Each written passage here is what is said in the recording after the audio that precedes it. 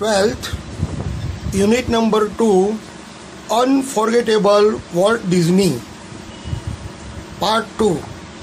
મિત્રો, ગઈ વખતે આપણે લાસ્ટ લેક્ચરમાં વોલ્ટ ડિઝનીની કેટલીક લાક્ષણિકતાઓ અને એના સ્વભાવની, એના કામ કરવાની જે અલગ જ પ્રકારની જે પ્રતિભા છે એ આપણે જોઈ. હવે આગળ વધીએ. Walt called for comments from a group of our people. તો રોય ડિઝની છે એનો ભાઈ, એ કહે છે કે વોલ્ટ અમને અમારા અભિપ્રાય માટે બોલાવતા. One after another they spoke up. બધા જ કંઈક ને કંઈક વાત કરતા. All echoing Walt's criticism. Echo એટલે પડઘો પડવો. દરેક જણ વોલ્ટની વિવેચનાને સંમત થતા. I can get rubber stamps that say yes Walt. He snapped. એને પોતાના વખાણ ગમતા નહીં, એટલે એ કહેતો કે એક કામ કરો, હું રબર સ્ટેમ્પ બનાવી દઉં અને એમાં યસ વોલ્ટ બસ એ લખી નાખું, કેમ કે બધાએ મારી અંદર રહેલી ખામીઓ કોઈ કાઢતું નથી, બધા ખૂબીઓ કાઢે છે. એટલે he snapped. Then he wheeled and asked the projectionalist that what he thought. પછી તે પોતાના ખુરશીની વ્હીલચેરમાં આગળ વધ્યા અને કહ્યું, જે પ્રોજેક્શન સંભાળતા હતા, એ મશીન સંભાળતા હતા, એમને પૂછ્યું. The man sensed that dissent was in order. The man sensed that dissent was in order. દરેકને મારું કાર્ય ડિસન્ટ લાગે છે, સરસ લાગે છે. I think you are all wrong. તમે બધા મારી ખુશામત કરો છો, તમે ખોટા છો. he declared. Walt just grinned. You stick to your projector. એને કહ્યું, પ્રોજેક્ટર જે ચલાવતો હતો એને કહ્યું કે ભાઈ તું તારું પ્રોજેક્ટર ચલાય. તમે મેં અભિપ્રાય પૂછ્યો પણ તું પણ મારી હામાં હા કરે છે. He suggested. હવે જુઓ, Walt involved himself in everything. Walt એ બધી જ વસ્તુમાં ખૂબ જ સંમલિત થતો, પોતાની જાતને તે ઇન્વોલ્વ કરતો, સામેલ કરતો. ડ્યુરિંગ વન સ્ટોરી, એક વાર્તા દરમિયાન, conference on the Mickey Mouse Club TV show, the storyman, pointer in hand, was outlining a sequence called How to Ride a Bicycle. તમે જો, હવે વોલ્ટ ડિઝનીનો આપણને એક વિશિષ્ટ ગુણ જોવા મળે છે કે એકવાર મિકી માઉસ ક્લબ ટીવી શોમાં જે સ્ટોરીમેન છે એ હાથમાં લાકડી લઈ અને સમજાવતો હતો, ઘટના સમજાવતો હતો, સિક્વન્સ સમજાવતો હતો કે કેવી રીતે સાયકલ ચલાવવી. Now when you get on your bicycle, અને એ બોલ્યા સ્ટોરી ટેલર કે જ્યારે તમે તમારી સાયકલ પર બેસો છો, હી બિગન. અને એ વ્યક્તિએ વાર્તા કહેનારે શરૂ કર્યું, પણ વોલ્ટે એને તરત રોક્યો. વોલ્ટ સ્ટોપ્ડ હિમ. એણે તરત જ સ્ટોરી ટેલરને રોક્યો. Change your bicycle to bicycle. Change your bicycle. તમે કહો છો તમારી બાઇસિકલ, તમારી સાયકલ ચલાવો, પણ તમારી એવો શબ્દ કાઢી નાખો. કેમ? કારણ કે he said, remember every kid isn't fortunate. દરેક બાળક એટલો નસીબદાર નથી હોતો કે એની પોતાની સાયકલ હોય. Enough to have a bicycle of his own. એટલે જેની પાસે સાયકલ ના હોય એને પોતાની લઘુતા ગ્રંથિ આવી જાય. એટલે તમારી સાયકલની જગ્યાએ માત્ર સાયકલ બોલો. આ રીતે નાનામાં નાની વિગત એ વોલ્ટ ડિઝની ધ્યાનમાં લેતો. The story of Disneyland, perhaps the better than anything else, વોલ્ટના જીવનમાં ડિઝનીલેન્ડની જે વાત છે એ બીજી બધી વાતો કરતાં બહુ જ અલગ પડે છે. ઇલુસ્ટ્રેટ્સ એટલે વર્ણન કરે છે વોલ્ટ વિઝન, વોલ્ટની દ્રષ્ટિ, એની વિચારવાની આપણને એક પોતે કલ્પના કઈ કરે છે, એની દ્રષ્ટિ કેવી છે એ આપણને ખબર પડે છે. એની સ્ટબોર્ન ડિટર્મિનેશન, સ્ટબોર્ન એ જીદ્દી અને દૃઢ નિશ્ચય, to realise an idea he believed in, જે વસ્તુ એ ઈચ્છે એ કરીને જ રહેતો.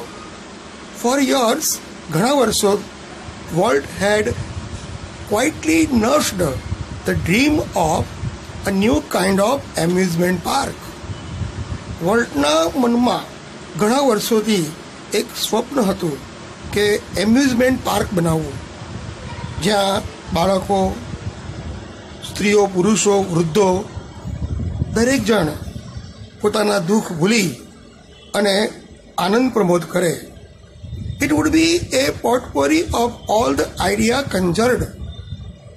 અને એ જે એમ્યુઝમેન્ટ પાર્ક હતું એમાં એની બધી જ કલ્પનાઓ સામેલ હતી. Up by his fertile imagination. Fertile એટલે ફળદ્રુપ. એની જે વિચાર કલ્પના જે હતી એ કલ્પનામાં એ કેટલું સરસ વિચારતો એ આપણને એમ્યુઝમેન્ટ પાર્ક દ્વારા ખ્યાલ આવે છે. But the idea of sinking millions of dollars into an amusement park, અને એમ્યુઝમેન્ટ પાર્ક બનાવવા માટે મિલિયન્સ ડોલર્સ વપરાય, એ જે વિચાર જે છે, even Walt's kind of amusement park seem to so preposterous that he wouldn't mention it to anyone. એની જે મનની વાતો હતી એ કોઈને કહેતો નહીં, કારણ કે જે વ્યક્તિ સાંભળતું એને લાગતું કે આ મૂર્ખ જેવી વાતો કરે છે. અહીંયા આપણને એક શબ્દ આપ્યો છે કે potpourri of all the ideas conjured by the fertile imagination. એની વિચાર શક્તિ એટલી બધી હતી કે જો કોઈને કહેતો તો લોકોને એવું લાગતું કે પ્રિપોસ્ટરસ એટલે ખૂબ જ હાસ્યાસ્પદ છે આની વાતમાં, એની વાતની અંદર કોઈ દમ નથી, કે અશક્ય વાતો કરે છે. અને આથી વુડન્ટ મેન્શન, તે કોઈને કહેતો નહીં, it to anyone. He just quietly began planning.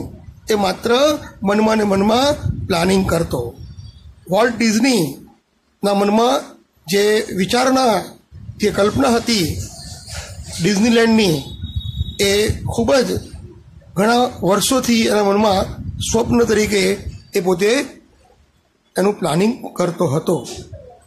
As usual, though he infused all of us with his own enthusiasm. Infused એટલે અમને આશ્ચર્યચકિત કરી દેતા કે પોતે ઉત્સાહી, પોતાનો ઉત્સાહ જોઈ અને અમને પણ એટલો જ ઉત્સાહિત બનાવતા. When he finally told us about the project, someone asked, જ્યારે તે પોતે એક પ્રોજેક્ટમાં સંપૂર્ણ વિધાન, સંપૂર્ણ જે પ્રોજેક્ટ કાર્ય છે એ એની વાત કરતા કોઈ વ્યક્તિએ કહ્યું, volt, how should the Disneyland look? તમે કહો છો ડિઝનીલેન્ડ તમારું સ્વપ્ન છે, પણ ડિઝનીલેન્ડ કેવું લાગશે? ક્વિક કેમ ધ રિપ્લાય. અને વોલ્ટ ડિઝની તરત જ તેનો જવાબ આપતો, it should look like nothing else on this અર્થ. આ દુનિયામાં એના જેવું કોઈ વસ્તુ નથી. પ્રેડિક્ટેબલી આગાહી કરતા, વી હેડ ટ્રબલ રેઝિંગ મની. પ્રશ્ન એ છે કે આટલા બધા રૂપિયા લાવવા ક્યાંથી? But Disneyland did open. ગમે તેમ કરીને ડિઝનીલેન્ડ ખુલ્યું ઇન જુલાઈ 1955. 1955 ડિઝનીલેન્ડનું મુહૂર્ત થયું અને શરૂ થયું. સિન્સ ધેટ ફર્સ્ટ ડે, અને પ્રથમ દિવસથી જ millions of people have flocked to see the unique creation of Walt's imagination. વોલ્ટની કલ્પનાનું જે ચિત્ર હતું, એ કલ્પનાનું ચિત્ર એ લાખો લોકોએ જોવા માટે આવ્યા. યુનિક, અજોડ ક્રિએશન, સર્જન અને વોલ્ટની જે આ સર્જનાત્મકતા હતી એ જોવા માટે મિલિયન્સ ઓફ પીપલ આવતા, લોકો ઘણા બધા જોવા આવતા. લાઈક એ કિડ, પણ એક બાળકની જેમ, વિથ અ ન્યૂ ટોય. નવું રમકડું મળી જાય તો બાળક કેવી રીતે કરે? The biggest shiniest toy in the world. એ કહેતો આખી દુનિયાનું સૌથી મોટામાં મોટું અને સૌથી પ્રકાશિત ઝગમગતું આ રમકડું છે. શું? Disneyland. Volt use to wander through the park. મિત્રો, યુઝ ટુ એ ગ્રામરનો મુદ્દો છે. જ્યારે કોઈ ઘટના ભૂતકાળમાં રોજિંદી બનતી હોય એવું દર્શાવવા માટે યુઝ ટુ વપરાય છે.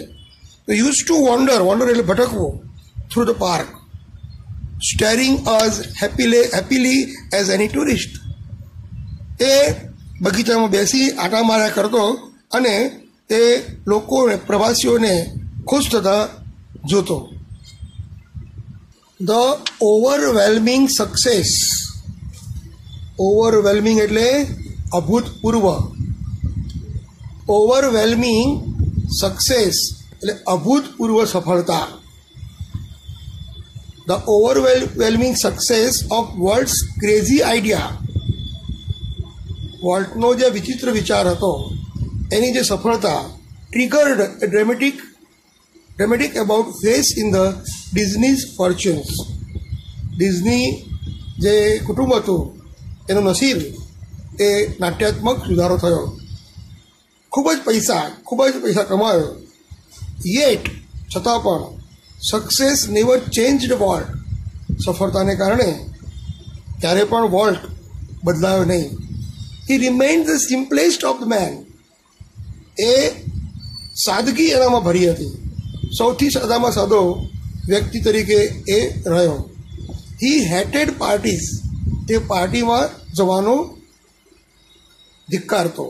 And his ideas of night was a burger and chili at some little restaurant. અને એને જે ખાવાનું જે હતું એ બર્ગર અને ચીલી એટલે મરચું, બર્ગર અને ચીલી એ રેસ્ટોરન્ટમાં ખાય અને એ પોતે એ જ એનો મુખ્ય આહાર હતો. His only extravagance was a miniature railroad. Extravagance એટલે ખૂબ જ વધારે પડતો ઉડાવ ખર્ચ. Was a miniature railway road that ran around the ground of his home. એના ઘરની આસપાસ જે મિનિએચર રેલવે રોડ જે બનાવ્યો એને પોતે પોતાના ડિઝનીલેન્ડની અંદર આ રેલવે ચાલુ કરી. એ એના જીવનમાં સૌથી મોટામાં મોટો પૈસાનો બગાડ હતો એવું એ માનતો. એક્સ્ટ્રાવેગન્સ એટલે વધુ પડતો બગાડ. What do you do with all your money? કોઈ એને પૂછતું કે વોલ્ટ इतना सब पैसा कमाओगे, क्या करोगे? A friend once asked him. એના એક મિત્ર એને પૂછ્યું, પોઇન્ટિંગ એટ ધ સ્ટુડિયોને આંગળી ચીધીને Walt said, I fertilize that field with it. આ પૈસાથી મારો આ જે ડિઝનીલેન્ડ છે એને વધુ ને વધુ ફળદ્રુપ બનાવીશ. એન્ડ ઇટ ઇઝ ટ્રુ, અને એ સાચું હતું, that Walt's ploughed money back into the company. અને વોલ્ટ જે પણ પૈસા કમાતો એ પાછા એ ડિઝનીલેન્ડમાં નાખતો, કંપનીમાં નાખતો. Almost as fast as it came in. જેટલા ઝડપથી પૈસા કમાતો એટલા ઝડપથી તે પૈસાને ઉડાવતો. બીઇંગ સોલ્વન્ટ, દેવું ચૂકવા માટે સમર્થ થાય એને સોલ્વન્ટ કહેવાય. એટલે આપણે એમ કહીએ કે નાદાર નહીં, પણ એવો વ્યક્તિ કે જે પોતાનું જે દેવું છે એ પૂરું કરી શકે. Being solvent for the first time since he started in business gave Walt's a chance to develop other ideas. પોતે સદ્ધર થઈ ગયો. સોલ્વન્ટ એટલે સદ્ધર. એનામાં સદ્ધરતા આવી ગઈ અને આથી તેણે બીજા બિઝનેસમાં બીજા કાર્યોમાં પણ એણે પોતે પોતાના વિચારોને વાળ્યા. Develop other ideas. These included. મિત્રો, હવે વોલ્ટ ડિઝનીએ કયા કયા કાર્યો કર્યા સમાજ ઉપયોગી એ તમારે અહીંયા સમજવાનું છે. એટલે અહીંયા હું અંડરલાઇન કરું છું.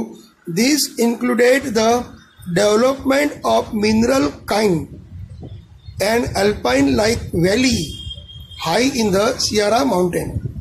તેમણે મિનરલ કાઇન્ડ, આજે સિયરા પર્વતમાળા છે એ પર્વતમાળાની જે ખીણ છે એ ખીણમાં એણે વિકાસ કરાવ્યો.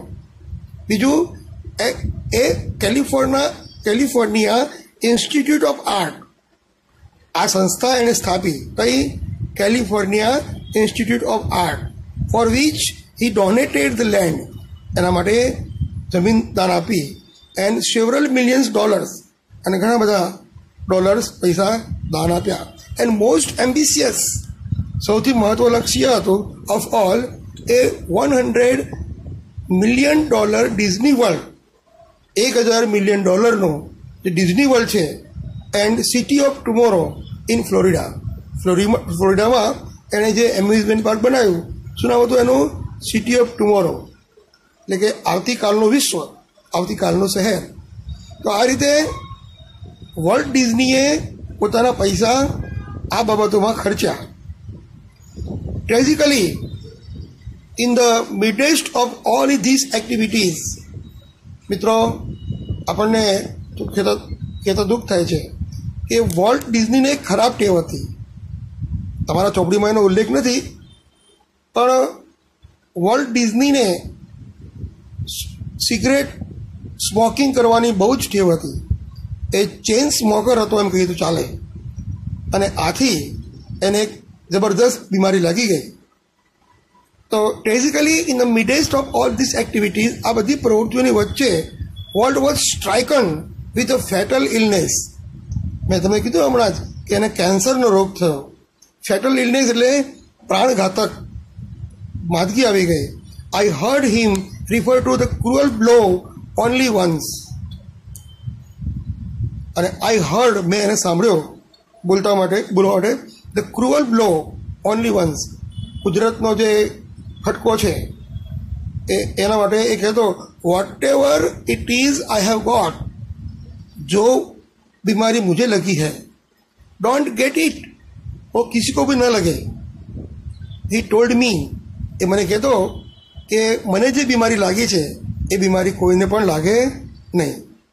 આઈ visited him in hospital the night before he died. એ મૃત્યુ પામ્યો એની આગલી રાતે હું એના હોસ્પિટલમાં એને મળવા ગયો. ઓલ્ધો ડેસ્પરેટલી ઇલ, એટલો બધો બીમાર હતો છતાં પણ he was as full as plans for the future. ભવિષ્ય માટે એનો પ્લાનિંગ ચાલુ જ હતું. As he had been all his life. આખી જિંદગી જેણે કામ કર્યું એ કામ એ પોતે કલ્પના એની ચાલુ જ રાખતો. વોલ્ટ યુઝ ટુ સે, પાછું યુઝ ટુ આવી જુઓ, વોલ્ટ કહેતો that Disneyland would never be finished. Disneyland amusement park એ એક એવી વસ્તુ છે કે ક્યારેક પૂર્ણ ન થાય, એન્ડ ઇટ નેવર વિલ, અને ક્યારેક પૂરું થશે નહીં. I like to think to that Walt Disney's influence, અને આથી તમને કહું છું કે વોલ્ટ ડિઝનીનું જે અસર છે વિલ નેવર બી ફિનિશ્ડ, એની અસર ક્યારેય ઓછી નહીં થાય. દેટ થ્રુ હિઝ ક્રિએશન, એના ક્રિએશન સર્જન દ્વારા ફ્યુચર જનરેશન, એટલે ભવિષ્યમાં જે લોકો છે, ભવિષ્યની પેઢી છે, will continue to celebrate what he once described as that precious ageless something in every human being which make us play with children's toys. તો આવનારી પેઢી એ ચાલુ જ રાખશે ટુ સેલિબ્રેટ, એટલે ઉજવણી કરશે વોટ હી વન્સ ડિસ્ક્રાઇબ્ડ. એણે એકવાર જે વર્ણન કર્યું હતું, જેમ કે દેટ પ્રિશિયસ એટલે મૂલ્યવાન, એજલેસ એટલે ઉંમરનો પણ સંબંધ ન હોય, મીન્સ એજલેસ એટલે ઉંમરને પણ ધ્યાનમાં ન રાખે. Something in every human being, કોઈ પણ વ્યક્તિ હોય ગમે તેટલી ઉંમર હોય પણ એ પોતે પોતાની જાતને એક બાળક જ સમજતું હોય છે. Which make us play with children's toys, આપણે પણ બાળકોના રમકડા જોવા ગમે છે. And laugh at silly things, અને બાળકોની જેમ આપણને પણ હસવું ગમે છે. And sing in the bathtub and dream, અને આપણે બાથટબમાં અને સ્વપ્નમાં આપણે ગઈએ છીએ અને આપણે આપણી જાતને એક બાળક સમજીએ છીએ. તો વોલ્ટ ડિઝની એ મૃત્યુ પામ્યો, પણ એનું સર્જન જે ડિઝનીલેન્ડ છે એ કાયમ માટે એની સ્મૃતિ બની ગઈ. આથી એ આ દુનિયામાં નથી પણ એ અમર થઈ ગયો એમ કહી શકાય. તો મિત્રો, વોલ્ટ ડિઝનીનો વિશે આપણે જોયું કે કેટલો મહાન વ્યક્તિ હતો. હવે આપણે આજે લેક્ચરમાં આટલું રાખીશું. અને બીજું એક પ્લાનિંગ તમને કહી દઉં કે યુનિટ નંબર 1, 2, 3 3 પતી જાય પછી આપણને ટેક્સ્ચ્યુઅલ ગ્રામર આપેલું છે, એ ગ્રામર લઈશું જેથી તમને પરીક્ષામાં ગ્રામરમાં તકલીફ પડે નહીં. તો હવે આવતી વખતે યુનિટ નંબર રીડ 2 લઈશું, કવિતા લઈશું, અને પછી આપણે ગ્રામરને થોડુંક ભણીશું. Okay, see you again tomorrow. Bye by.